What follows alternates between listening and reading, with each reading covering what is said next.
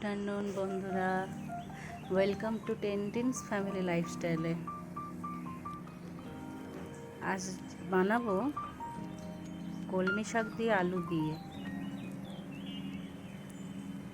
এদিকে দেখুন কড়াইটা গরম হয়ে গেছে, আমি ফোড়ন দিয়ে দিচ্ছি শুকনো লঙ্কা আর পাঁচফোড়ন। এদিকে গরম হোক।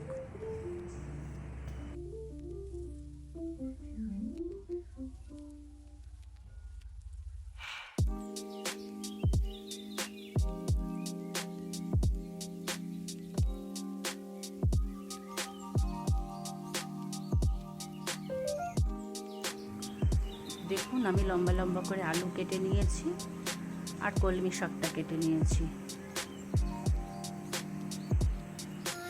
করে দেখবেন, খুব ভালো লাগে।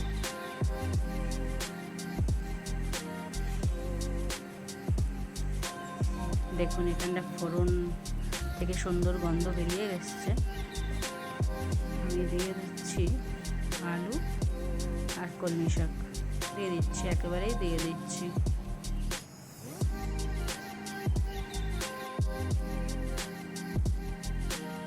ভালো করে এবার নাড়তে হবে কড়াইয়ে।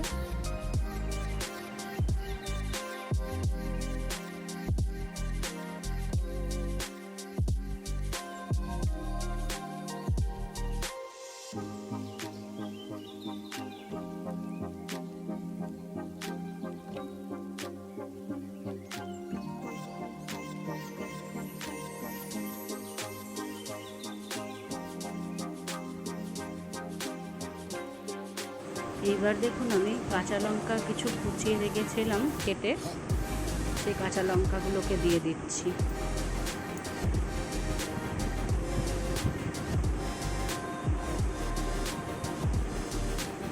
ও একটু মিষ্টি দিতে হবে। দেখুন হালকা ভাজা হয়ে গেছে, এবারে আমি দিয়ে দিচ্ছি নুন, দিয়ে আবার একটু নাড়বো।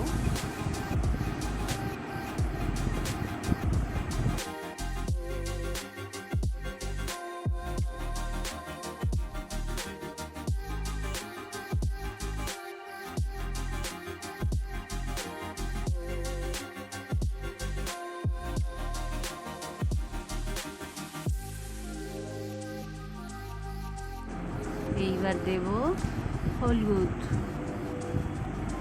হলুদ গুঁড়ো একটু দিয়ে দিচ্ছি, দিয়ে আবার ভাজবো একটু।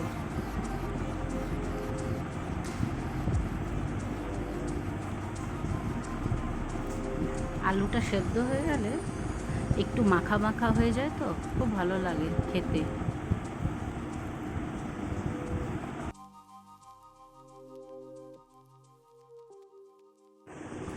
হলুদ দেওয়ার পর এবার একটুখানি জোরে আছে ভাজবো, ফুল আছে ভাজতে হবে। ভাজতে ভাজতে যখন দেখবেন একটু আর মাখা মাখা হয়ে যাচ্ছে, তখনই বুঝতে হবে হয়ে গেছে।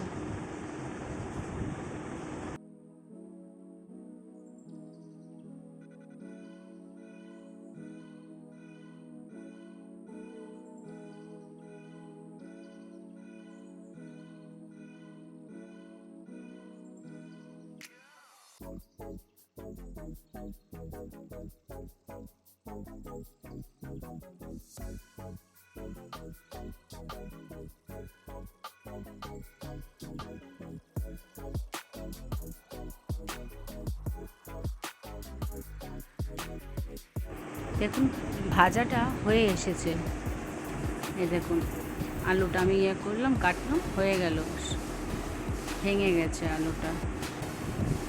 আর একটুখানি লাগবে, দিলেই হয়ে যাবে আলু আর কলমি শাকের ভাজা। একটু ঢেকে দিচ্ছি আমি, যাতে ভালো করে সেদ্ধ হয়ে যায় আরও।